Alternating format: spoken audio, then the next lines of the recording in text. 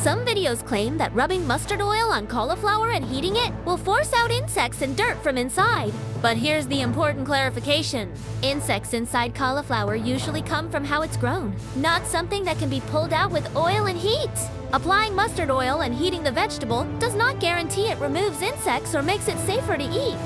What actually helps is proper cleaning.